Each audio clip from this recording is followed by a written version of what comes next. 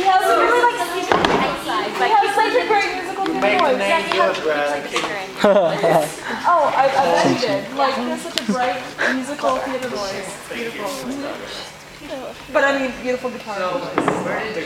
But yeah. Yeah. But I mean, Seriously, that's what I'm thinking. Away. why aren't you into Where did that song come from? Is someone else? No, I'm just saying. He has a very just about. Did you write? Ready? You know what I mean? Are you recording? So, have you guys ever noticed that psychiatrists in movies always ask you how you're feeling? Or how you feel about that? No. Now, I want to ask you, how are y'all feeling tonight? I'm actually feeling kind of sore. Earlier today, after getting my hair cut, noticed that it's different from the last time. Looks How do you guys? good. I didn't recognize you. Yeah, exactly. I think it's very nice. It is nice. It is nice. Makes you look. I think it's smart. nice. Thank you. Well, see, after I got my hair cut, I got into a little accident with the bike. See, I don't have a car. Let me set the scene for you. Riding down the street, a car comes up into the bike lane. I am forced to swerve.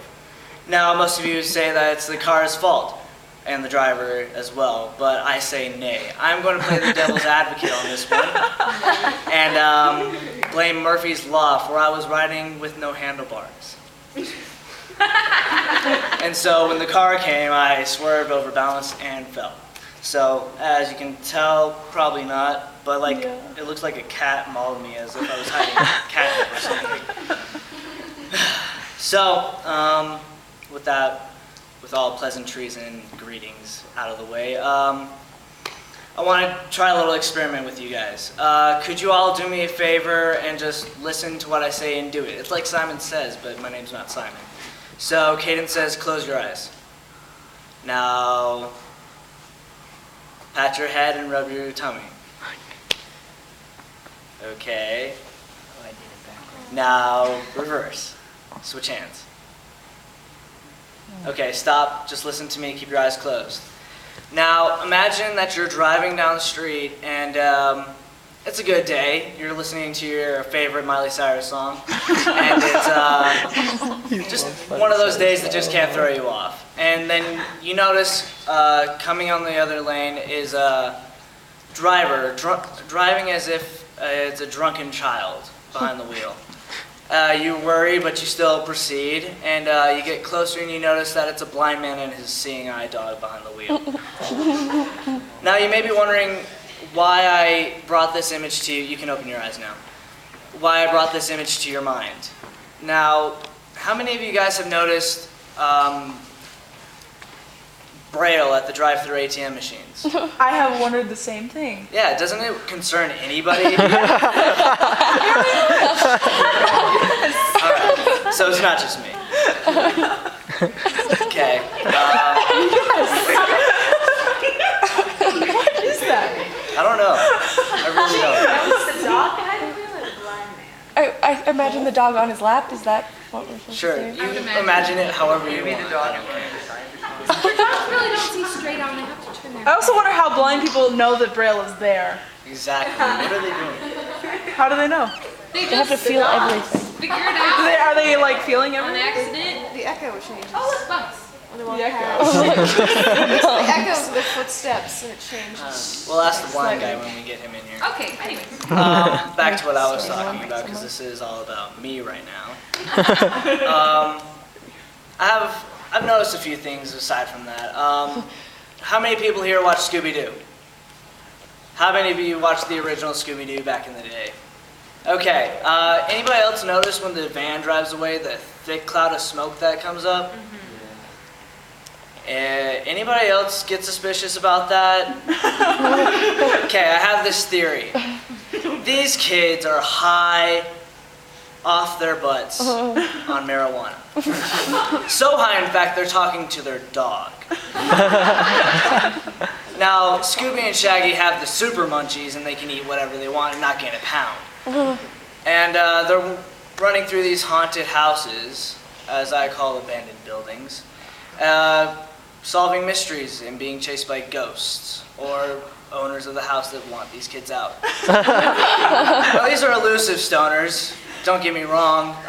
They tend to pin it on the adult anyway, and those darn kids and that dog. But I've noticed a lot of things like that with drug use and life and how we were raised. Anybody played Super Mario Brothers?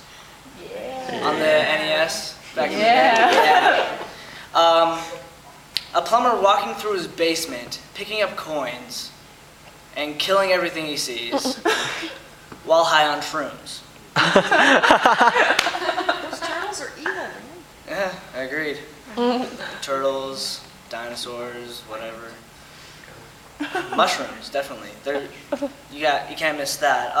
Pac-Man and pill popping. Oh. Yeah. I mean, he's hallucinating ghosts. It's that bad.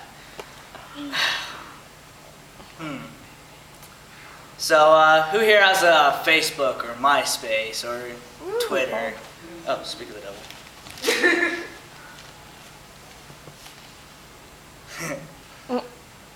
That darn ninja of love. Yeah. For those of you that don't know what Twitter is, it's kind of a status update like on Facebook or MySpace, just that's it. And people can follow you on your tweets. And then these can get sent to your cell phone, and you can send your tweets via cell phone. Now, it's a lot of fun, but it's weird in the sense that people are following you. Do a lot of people think that they're leadership material? Maybe. People update their every waking moment, and they tend to annoy other people, like NinjaofLove here. And I'm going to unfollow him later tonight. People can pretend to be friends with celebrities and know their every single move. One time at a party, in fact, I decided to tweet because I was bored. Who goes to a party to be bored? Well, it was a high school party. And these kids at the party happened to be some of my followers, and they got offended, so they kicked me out. This is when tweets get kind of too serious, and if you get offended, just unfollow me. That's it.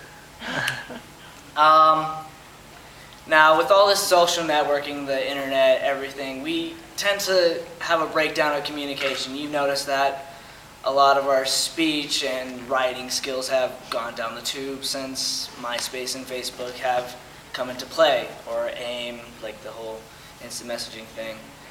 I've actually had some communication breakdowns with past girlfriends. Who here has had a communication breakdown with any relationship? Anybody? Okay, so I'm not alone on this. One time, in fact, it got pretty bad. See, I had this girlfriend that would talk, but when she would talk, she would incorporate her hands in like over-exaggerated gestures, and I could not pay attention. It was like watching subtitles on my girlfriend. And one day she just told me I wasn't listening to her. I mean, it's hard enough listening to a deaf girl as it is, apart from not knowing sign. Oh my God. JK, LOL. I don't really understand sign, and I'm sorry if I offended you. You're really just kidding, though. Yeah, I am just kidding. I've never had a deaf girlfriend. Okay. Don't worry. And on that note, L8R, later. Peace.